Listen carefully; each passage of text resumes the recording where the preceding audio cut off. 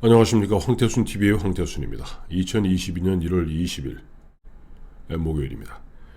어제 1월 19일 윤석열 후보와 홍준표 의원 저녁에 딱 두 사람이 만나서 만찬을 갖다 나누었다고 합니다.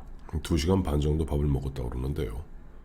아마 흘러나오는 이야기는 홍준표 의원이 두 가지를 요구했다고 그래요. 하나는 비전을 보여라 하는 얘기인데, 핵심적인 내용은 처가 비리 엄단하겠다고 선언해라 라고 얘기했다는 겁니다. 처가 비리 엄단 선언하라 라고 요구했다는 겁니다. 그리고 오늘 아침 오전에 보니까 지금 선거를 총괄 지휘하고 있는 권영세 사무총장, 권영세 선대본부장은 조금 홍준표 의원을 겨냥한 듯한 발언을 했어요. 당의 어른이 좀 어른같이 해야 되는 것 아니냐. 이 이야기는 뭐냐니까, 지금 비공식으로 흘러나오는 이야기에 의하면 홍준표 의원이 이번 종로 5개 보궐선거가 있지 않습니까? 5지역에서 그중에 종로에는 이제 본인을 도왔던 최재형 전 감사원장을 좀 전략 공천해 주었으면 좋겠다. 또 대구 중구에는 자기하고 가까운 사람, 아마 제 짐작에는 아마 이인선 전 경북 부지사를 얘기하는 것이 아닌가 하는 짐작이 드는데요. 이걸 갖다가 추천해 줬으면 좋겠다. 이런 얘기가 나왔다 그래요. 아직 이건 믿거나 말거나 한 이야기인데 그건 확인된 건 아닙니다. 그러나 이미 당사 주변에서 그런 말들이 오고 갔다면 최소한 우리나라 속담 그대로 아니 땐 굴뚝에 연기 나겠습니까? 대구는 잘 모르겠어요. 보면 지금 현재 이준석 대표를 비롯한 국민의힘 최고위에서 이야기는 종로는 전략공천, 나머지 서초를 비롯해서 저쪽 대구, 그다음에 안성, 그다음에 충주죠, 청주 상당, 이 네 지역은 이른바 100% 오픈 프라이머리식으로 하겠다 하는 것이 당의 큰 방침인 것 같습니다. 근데 과연 여기에 최재형 감사원장 전략공천으로 내리꽂는 것이 옳으냐, 또 그것을 조건으로 내걸은 것이 옳으냐 하는 부분은 조금 뒤에 말씀드리도록 하고, 오늘 주제는 뭐냐니까 저는 그렇게 생각합니다. 홍준표가 윤석열 처가비리 엄단을 선언하라 라고 이른바 합류 조건으로 내걸었다면 딱 느낌이 그까지가 못할 게 뭐 있습니까? 이 사진 하나 보시겠습니다. 이것은 2012년, 지금부터 정확히 10년 전이군요. 10년 전 당시 박근혜 후보가 9월 24일 아버지 박정희 시대를 갖다가 평가하는 정말 울며 겨자 먹기에 기자회견하던 바로 그 당시 조선일보 기사 1면입니다. 아버지를 넘다. 그때 보면 이랬습니다. 보면 9월 19일이던가 그때 안철수 후보가 공식으로 대통령 선거 출마 선언을 합니다. 그러자 조금 박근혜 쪽에 에서 조금 충성도가 떨어졌던 그런 많은 중도표들이 쫙 안철수한테 쏠리게 되면서 자칫 박근혜 후보 앞날에 어두운 그림자가 드리워지게 됩니다. 그때 당에서 또 선대위 차원에서 박근혜 대통령 후보에게 아버지 시대, 즉 5.16과 유신과 인혁당 문제에 대해서 분명한 입장을 밝혀야 될 거 아니냐고 굉장히 압박을 가합니다.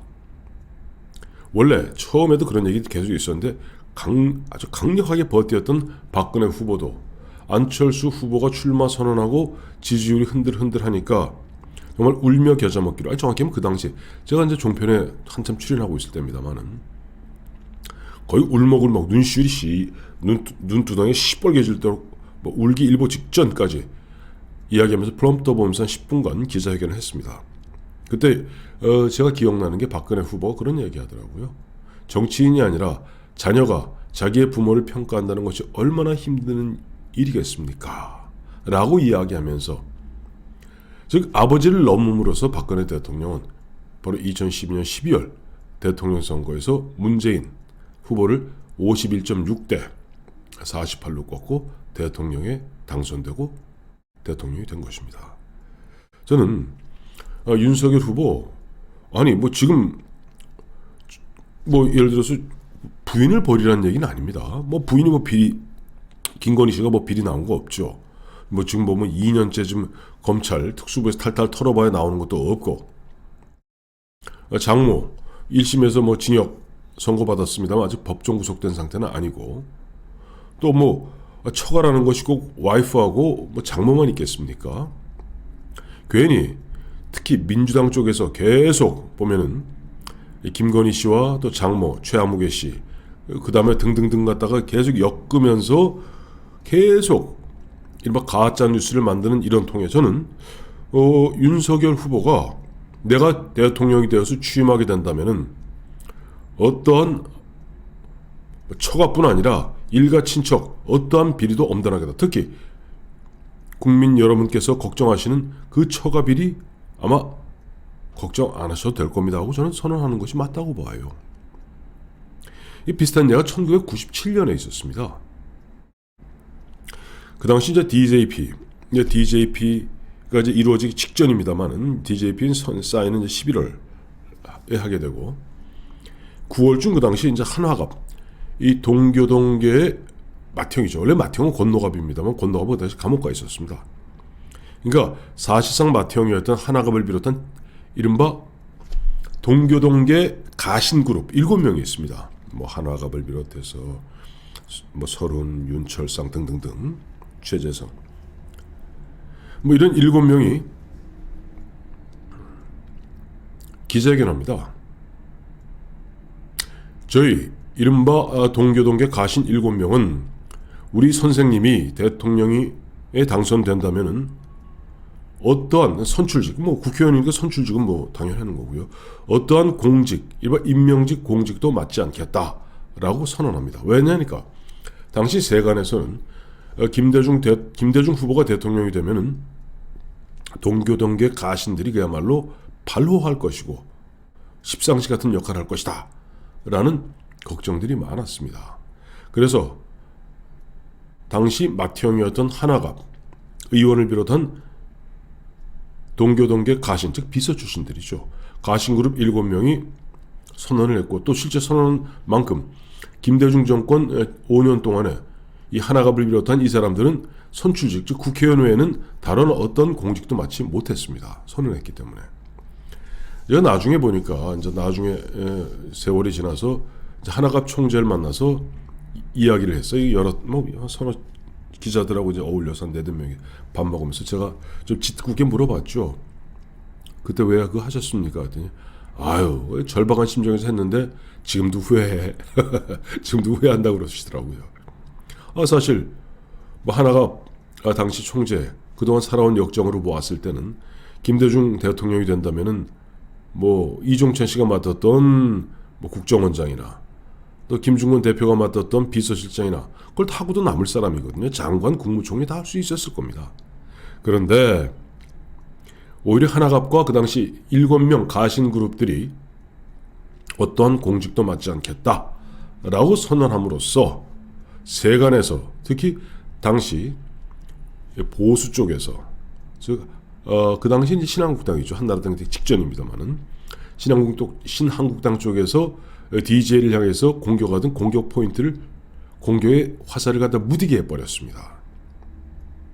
저는 그래서 윤석열 후보 뭐 지금 마침 이제 설 연휴가 이제 곧 닥쳐오는데요. 그 전에 홍준표 어쨌든 완팀 만드는 게 중요하지 않겠어요?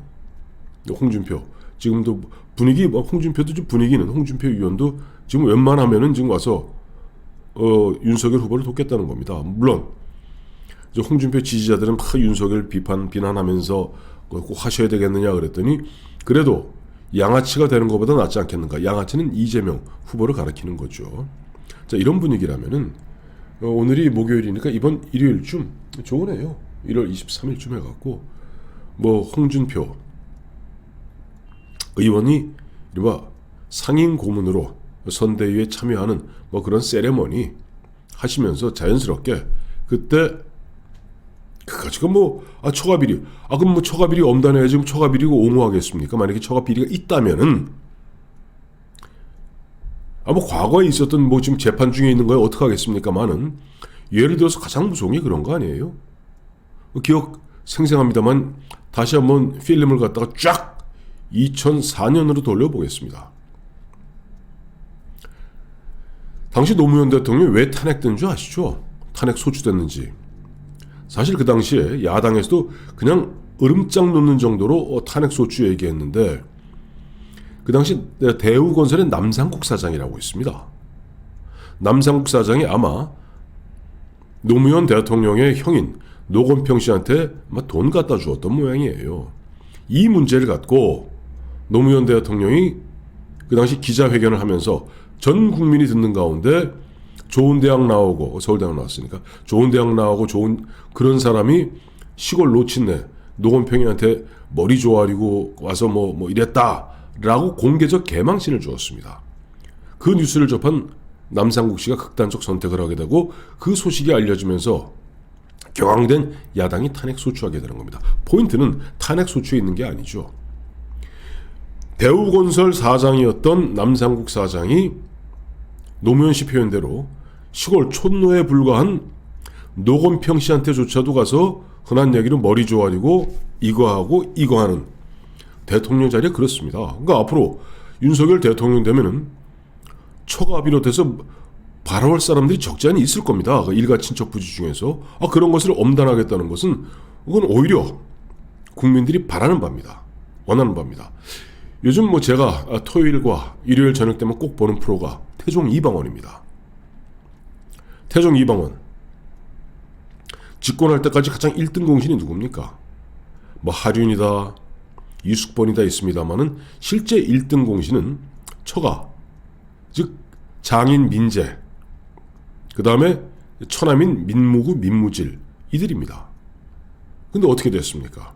왕이 되자마자 혹시 이 처가가 발호할까 걱정하여 자기 부인 원경하고 민씨는 그건 보호한 부인은 보호했죠. 그러나 부인이 피눈물을 흘리면서 막는 가운데도 장인을 갖다가 자진하게 만들고 그 다음에 처남인 특등공신이죠. 왕이 되는데 민무구 민무지를 갖다가 스스로 자진하게 만듭니다. 그리고 민무휴이든가요. 뭐 세제 처남도 죽음을 면치 못하고 완전히 멸문지화 처가를 갖다 멸문을 시켜버립니다. 그것뿐이겠습니까? 자기 아들인 세종 이도 세종 자기 이후에 왕이 되었을 때 처가가 발호할까봐 개국공신 심덕부의 자손인 심온 이 영의정이었거든요. 그 당시에 장인이 세종의 장인 미리 죽여버립니다. 억울한 누명을 씌워서. 그래도 소연왕후 심심하는 딱 보호하죠. 자, 제가 뭐 과거사 그러니까 1997년 한화갑 의원을 비롯한 이른바 동교든 가신그룹 7명의 행동 2012년 박근혜 후보의 아버지를 넘는 그 모습 그리고 최먼 훗날 먼 훗날이란다 과거 쫙 타임머신 타고 거의 600년 전으로 돌아가서 태종 이방원이 나라를 안정시키기 위해서 오히려 선제적으로 처가 그 다음에 사돈집을 박살냈던 이야기 둘이 뭉수리하게 이야기하면서 대통령이 되면 가뜩이나 대통령 위세 믿고 뭐 일가 친척 비롯한 처가들이 발호하기 십상입니다. 사실은 뭐 과거 쭉 있어왔잖아요. 역대 정권에서 다. 자, 그런 부분을 미연에 지금 안 그래도 지금 장모 최아무개 씨 뭐 재판 중에 있고 아직 김건희 여사에 대한 수사 계속 끈질기게 붙고 있는 이런 상황에서 내가 취임해서 대통령이 되었는데 처가 어떠한 비리가 생긴다면 나는 그건 박살내겠다 하고 선언하는 거 저는 찬성입니다. 다만 아까 홍준표 이야기 홍준표 의원 얘기했습니다만 홍준표 의원도 지금 종로에 뭐 최재형 이런 거 하지 마십시오. 종로 출마는요 전략적 선택을 한다면은 윤석열 후보가 지금 지향하는 바 지금 20대 30대 젊은이들을 갖다가 중심으로 젊은이들의 참신하고 청신한 그런 에너지를 갖다가 국가 재건의 원동력으로 쓰겠다는 거 아닙니까? 그렇다면 그런 식으로 선정하는 게 맞습니다. 최재형 전 감사원장이 홍준표 의원과 친한 건 압니다만은 그런 식으로 최재형 원장을 갖다가 공천해 주세요 라고 조건을 걸었다는 것이 오보이기를 바랍니다. 고맙습니다.